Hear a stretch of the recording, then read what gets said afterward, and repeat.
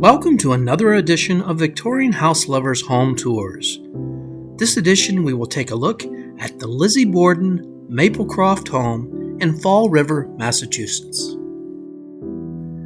The legend of Lizzie Borden has been the subject of numerous movies and podcasts.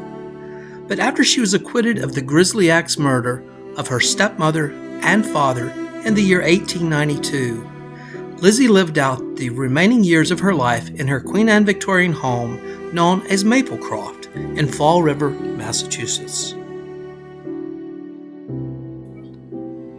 With an extremely modest exterior, let's take a tour to the inside of this amazing Victorian home.